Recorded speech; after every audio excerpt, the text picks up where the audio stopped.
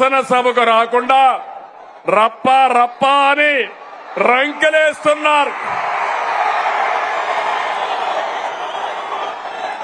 తీరు మారిందా అని అడుగుతున్నా మిమ్మల్ని.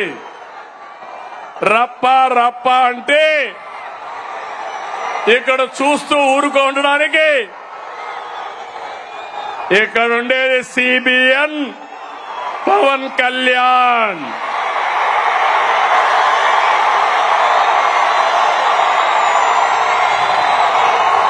సోషల్ మీడియాలో పోస్టులు పెట్టి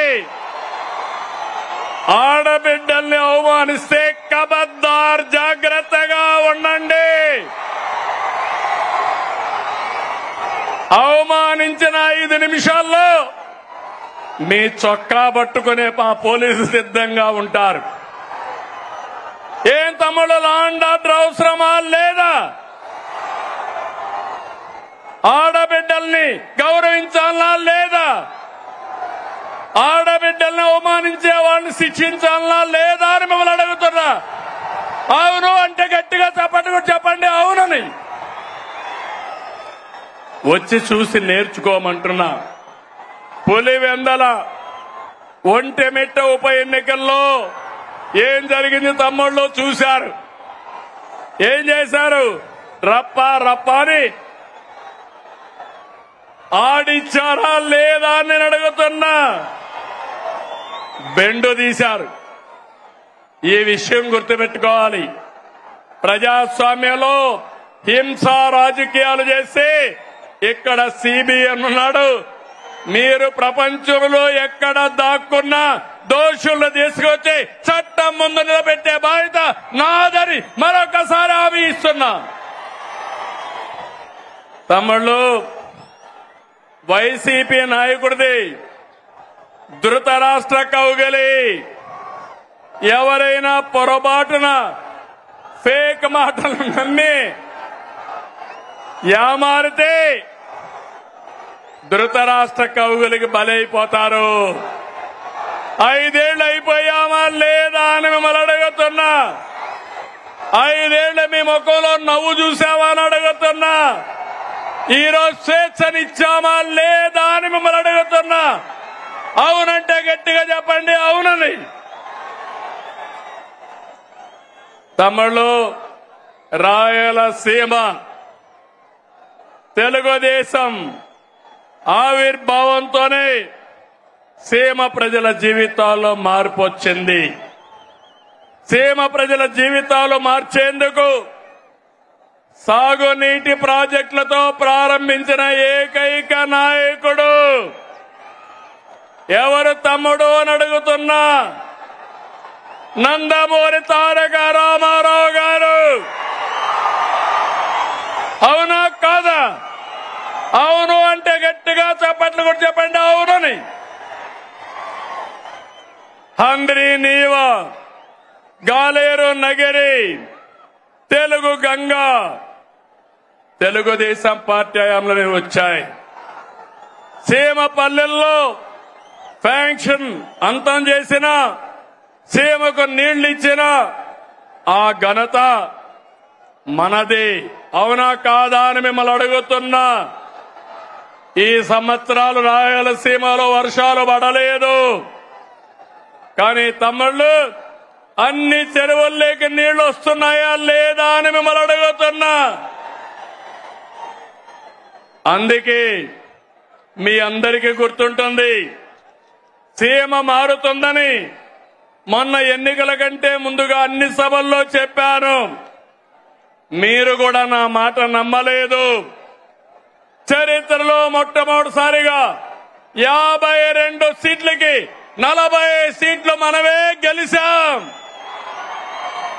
కూటమే గెలిచింది. భవిష్యత్తులో 52కు 52 మనమే గెలవబోతున్నాం. గెలవాలనా లేదా? గెలవాలంటే గట్టిగా చెప్పండి గెలవాలి భవిష్యత్తు కోసం. ఒకసారి గతాన్ని ఆలోచించండి. అనంత ఎడారిగా మారే పరిస్థితులు ఉండేటివి. డ్రిప్ ఇరిగేషన్ తీసుకొచ్చాను. సాగునీటి ప్రాజెక్టులపైన శ్రద్ధ పెట్టి ఎడారి నేలకు జీవం పోశాం. కియా కార్ల పరిశ్రమ తీసుకొచ్చాం. అనంతని దేశంలోనే ఒక బ్రాండ్ గా ప్రమోట్ చేసింది మనమే, అవునా కాదా అని అడుగుతున్నా. తమిళ్లో మళ్ళీ ఈరోజు హామీ ఇస్తున్నా. అనంతపూర్ అభివృద్ధికి బ్లూ ప్రింట్ తయారు చేశా. మొన్ననే అందరి నీవ 3,850 కోట్లు కృష్ణమ్మని కుప్పం వరకు తీసుకెళ్లాం. 5 ఏళ్లలో చేయలేని పని 100 రోజుల్లో చేసిన ఘనత మనదని చెప్పి నేను మీకు తెలియజేస్తున్నా.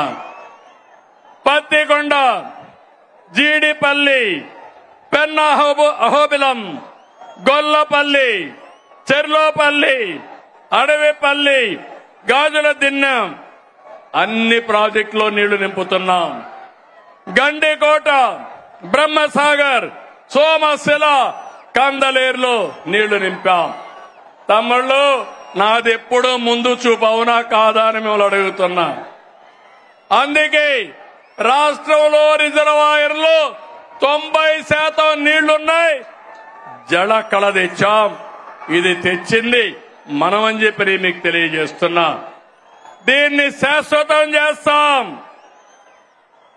ఈ రోజు మీరు చూస్తే రాయలసీమ అంటే తిరుపతి, శ్రీశైలం వరకు మహాపుణ్యక్షేత్రాలు, అనేక ప్రసిద్ధి ఆలయాలు.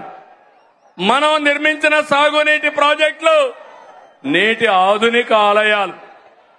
నీళ్లిస్తే రాయలసీమ రైతాంగం రత్నాలు పండిస్తారు.